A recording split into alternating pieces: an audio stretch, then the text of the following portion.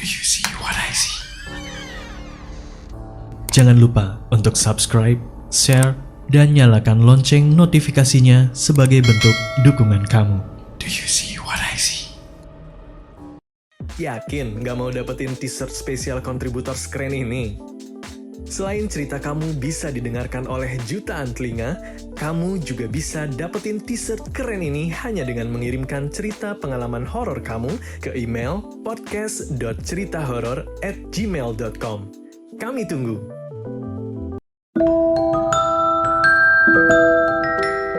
Waktu anak saya kelas 3 SD, dia mulai belajar untuk bersahabat. Dan dia mempunyai 2 orang sahabat.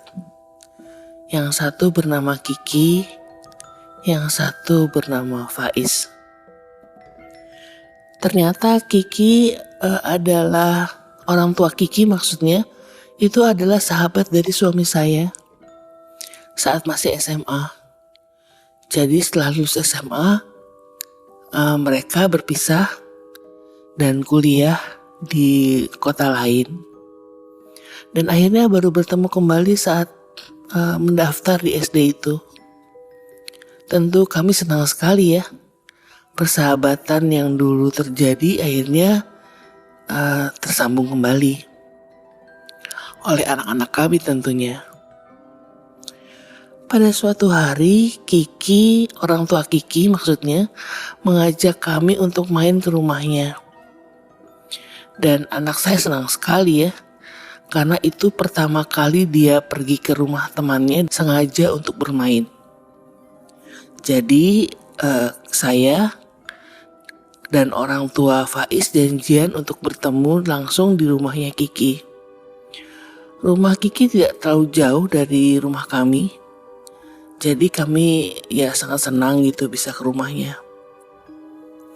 Saat tiba di rumahnya, dan itu rumah tua ya maksudnya rumah orang tuanya Kiki. Jadi rumah kakeknya Kiki. Masih rumah lama. Kami pun bermain di sana. Anak-anak pun senang di sana. Rumahnya itu jadi pintu masuk. Di sebelah kanannya itu adalah kamar utama. Dan saat itu pintu terbuka lebar. Saya lihat di dalam kamar utama itu tidak ada perabot. Jadi semua lemari itu ditaruh di kamar yang kedua. Karena di rumah itu memang hanya ada keluarga intinya Kiki. Jadi ayah, ibu, Kiki dan adiknya. Hanya 4 orang di rumah itu. Dan kamar itu hanya berisi tempat tidur. Bukan tempat tidur sih, lebih tepatnya kasur. Mungkin ada 3 atau 4 kasur ya yang besar. Dan itu diletakkan begitu saja di lantai. Dan dengan bantal-bantal begitu. Bantal dan guling pastinya. Anak-anak sempat main di situ sebentar. Kemudian anak-anak keluar lagi dan bermain PS ya di ruang tamu yang juga tidak terlalu jauh dari kamar itu. Siangnya sebelum makan siang, saya duduk di ruang tamu. Ruang tamu itu pintunya terbuka dan pintu kamar pun terbuka. Saat pintu kamar itu terbuka, saya lihat ada seorang anak kecil sedang bermain di kamar utama. Di atas kasur-kasur yang terhampar itu. Saya tanya sama orang tuanya Kiki, kamu ada tamu ya? Tuh ada anak kecil di kamar kamu, saya bilang begitu. Dia bilang, gak ada siapa-siapa kak. Kakak lihat apa? Katanya begitu. Saya agak bingung ya, karena saya yakin yang saya lihat itu adalah seorang anak laki-laki. Dia pakai celana panjang piyama begitu. Terus saya bilang, yakin gak ada siapa lagi di kamar kamu? Saya bilang begitu. Dan dia bilang, kak jangan bikin takut aku kak, kata orang tua Kiki. Saya hanya tersenyum. Dan ya kembali memperhatikan anak-anak yang terus bermain. Akhirnya setelah makan siang, kita semuanya maksudnya mau sholat zuhur berjamaah. Dan akhirnya kami semuanya bergantian untuk ke kamar mandi. Saat wudhu itu di kamar mandi, kembali saya mendengar suara anak kecil tertawa. Tapi di kamar mandi itu tidak ada siapa-siapa.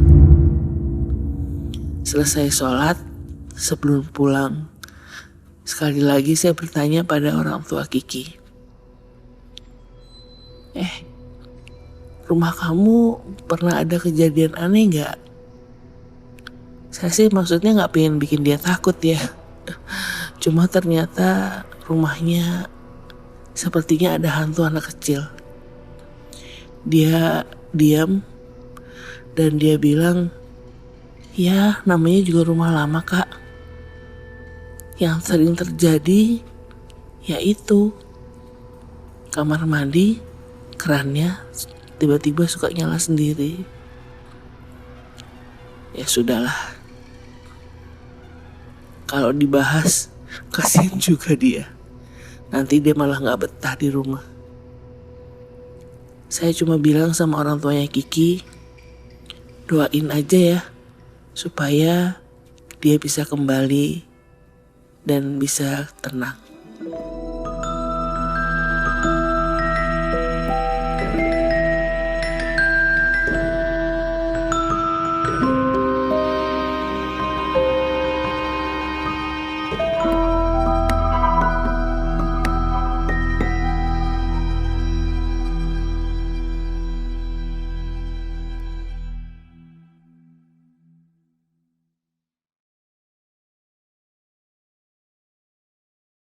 Kirim cerita kamu ke alamat berikut.